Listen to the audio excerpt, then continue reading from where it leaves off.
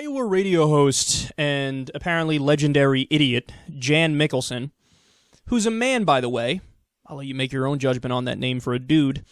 He did a segment on illegal immigration this week, and what he's going to call for here is so over the line that he makes other people in the far right look like Noam Chomsky. Now, here's what would work. And I was asked by an immigration open borders activist a couple of weeks ago how I would get all of the illegals here in the state of Iowa to leave. So you're going to call the police every time you find an illegal, or you're going to round them up and put them in detention centers? I said, no, you don't have to do any of that stuff. Well, you're going to invite them to leave the country and leave Iowa? I said, well, sort of. Well, how are you going to do it, Mickelson? You think you're so smart? How would you get thousands of illegals to leave Iowa? Well, I said, well, if I wanted to do that, I'd just put up some signs. Well, what would the sign say? I said, well, I'd put them on the end of the highway on western part of the interstate system, and I'd put them on the eastern side of the state, right there in the interstate system, and in the north on the Minnesota border, and on the south Kansas and Missouri border.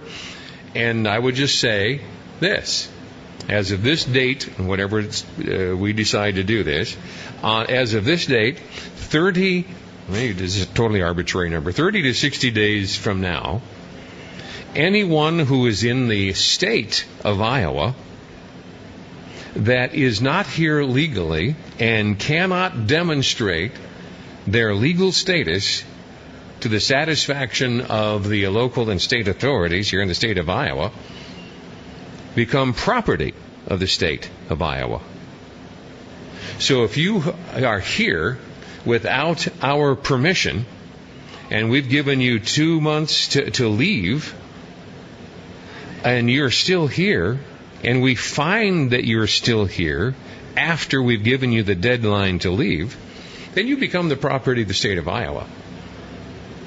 And we have a job for you, and we start using compelled labor. The people who are here illegally would therefore be owned by the state and become an asset of the state rather than a liability, and we start inventing jobs for them to do.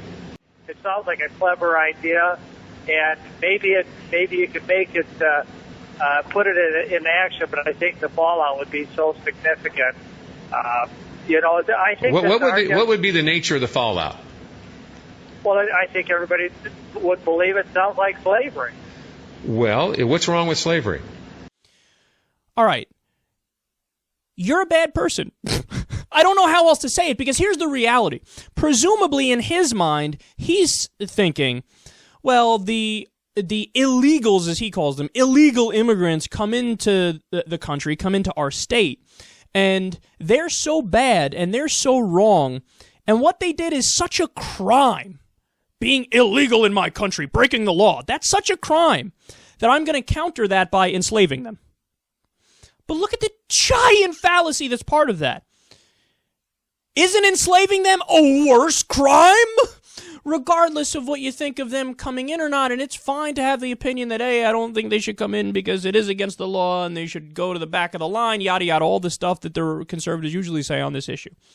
Even if I grant you all of that, isn't it a significantly worse crime for you to enslave them? You're advocating for slavery. And then let's also not let this irony slip here. The fact that we all know if there was some horrible natural disaster or something that happened in the U.S., let's say the super volcano explodes and fucking 70% of the U.S. is uninhabitable, and this guy escapes from Iowa and he has to go to, Canada or some shit, let's say, just to survive. And when he gets there, there are people that think like he does now in Canada. And they're like, well, we didn't really say you can come in here. This is illegal. You're an illegal. That's what you are. You're an illegal immigrant. And, I mean, look, we'll give you 2 months to leave and go back to the hellhole south of us. But if you don't we're going to enslave you. How would he react? You know what his response would be? You guys are barbarians. You guys are savages. You guys quite literally are dehumanizing me. You're saying I'm property. I'm not a person. That's exactly what he's doing to undocumented immigrants here. And that makes you bad people. How heartless are you? How bad are you? How wrong are you? And then, of course, he would say, Christian values. Jesus. Follow the example of Jesus. Be open-minded and open-hearted and treat me right in your lands. But notice, when it's people who are brown-skinned who come here, he's like, I don't know, man. We might want to enslave these people because we're so moral and they're so immoral. Again, it's amazing that he doesn't see the hypocrisy there. He doesn't see the irony there. And remember, a lot of the people who are coming into the U.S. through the southern border are coming from Guatemala, El Salvador, and places south of Mexico. And they're coming here specifically to escape drug violence and gang violence. And they're trying to create a better life.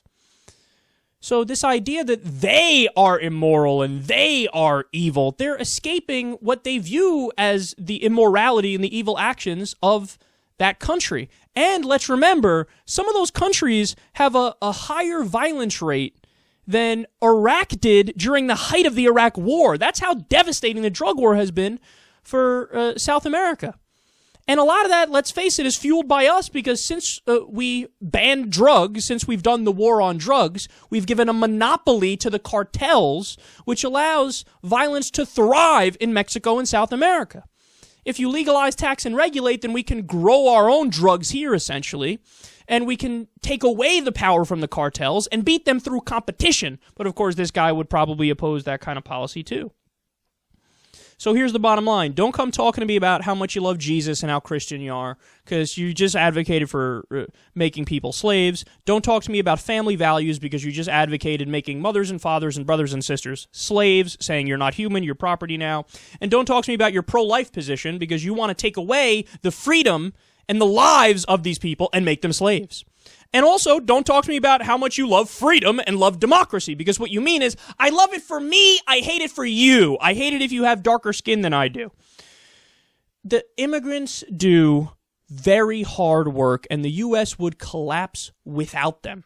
Like I said, all 11 million here, I would give amnesty to. I get protecting the border after you do that, and having a system set up where we only allow in the people we want to allow in and all that stuff. I understand all that. But if you took the 11 million we have now and kicked them all out, the economy will collapse.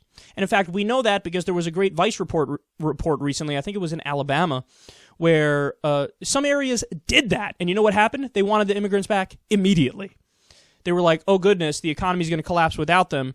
Nobody else is doing the work, and when they do it, they don't do it effectively enough, and our profit margins are falling, and we're fucked. So, bottom line, this guy doesn't know what he's talking about, and he is the height of immorality, as he claims like he is the most moral.